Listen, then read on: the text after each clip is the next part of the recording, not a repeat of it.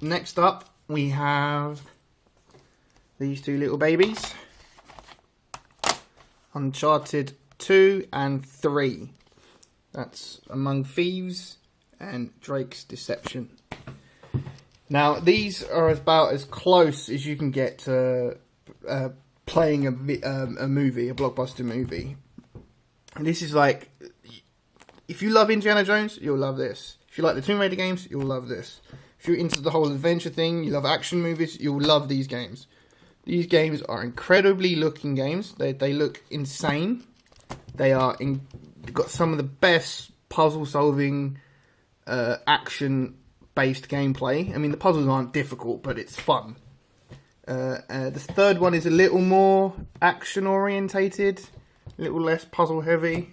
Not that it was heavy to start with, really, but there you go. Both of them incredible titles. I'd say the second one is probably better than the third one, but only just by a little bit and because of the ending. So I would say play these games and even get the first one. The first one as well is incredible, but again, I'm yet to pick that up for a reasonable price. The multiplayer is quite a bit of fun, actually, although nothing game-changing. Next up, we have my only import game for the system, and that is Africa. Now, this is a very strange sort of game. It's a photography simulation game. If you think Pokemon Snap, but way more realistic, you've got it. But you can actually explore the African landscapes as you whenever you want. I mean, areas get unlocked as you progress and stuff.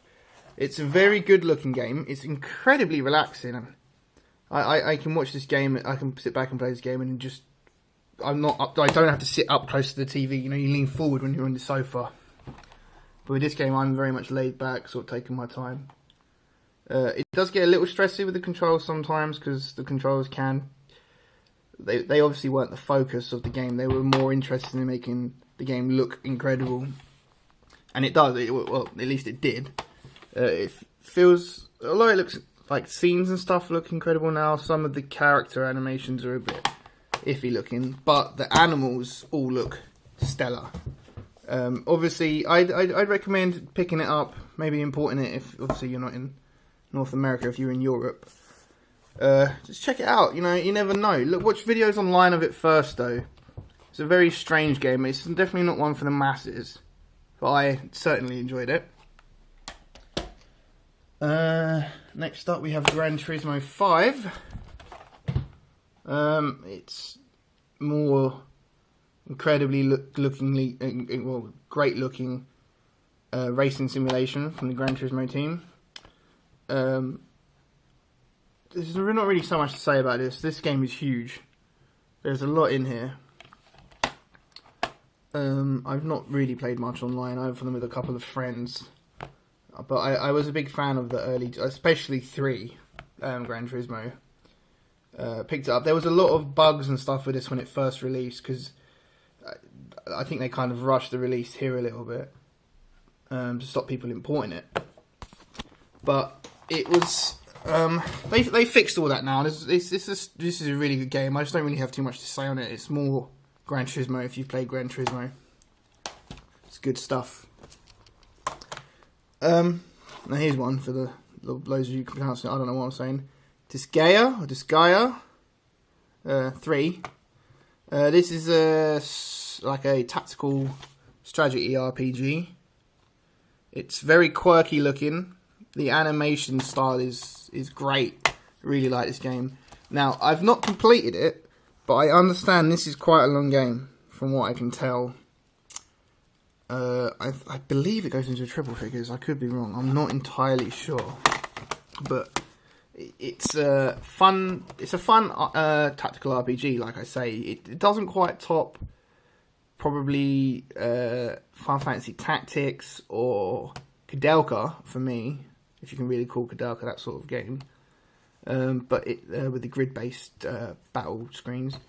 But it's a great game, and I've not played any of the others in the series, but this is fun, and it did make me kind of want to check out the others, because I've heard this one isn't actually the best, so maybe I'll look into picking a few more of these up, or playing this again sometime. It's like I say, if you like the anime style, I'd say give it a go, or if you're into, obviously anyone into RPGs is going to probably love this game, but unless you're into your RPGs, steer clear of it, I'd say. Then we have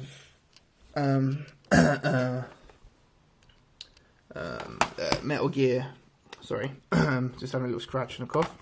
Metal Gear Solid 4. What can I say about this game that hasn't already been said? This was one of the main reasons I wanted a PlayStation.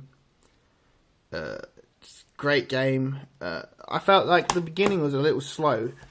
If you played the first three, the intros are kind of like, there's like short missions before the actual mission kind of thing. Like with the first one, you were in that little going up the elevator bit and getting into the building. And that felt like a little intro to the game.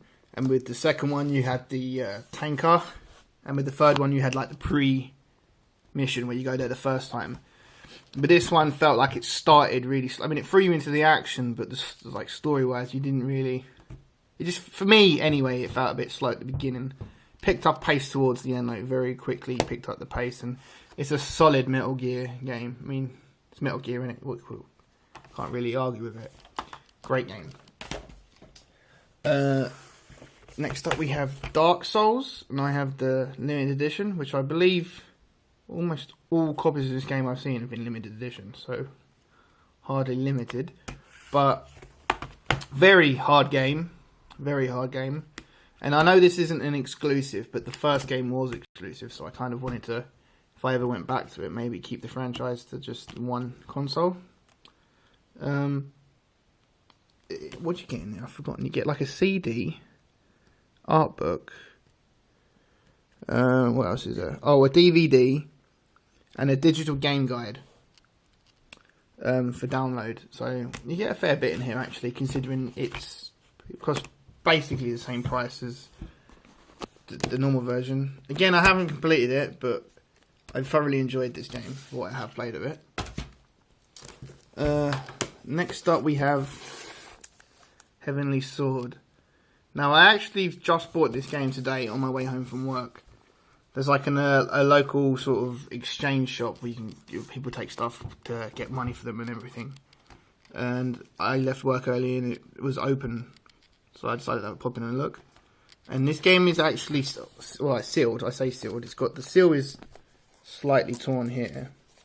But it's actually, you can see it goes all the way around. I picked this up for $5.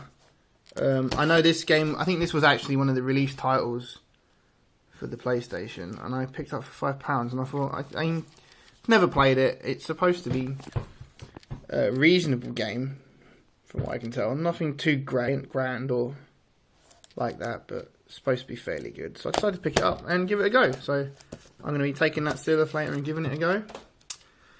And another game that I picked up from my local video store on the way back from work is Twisted Metal. Now, I've been looking forward to this game for such a long time, and I'm so glad to finally get my hands on it and give it a whirl.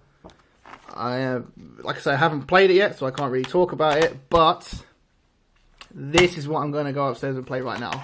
And this is the game I'm hoping to be my favourite PS3 game as of today.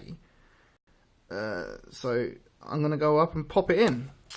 And I'll see you guys later. Thanks for watching.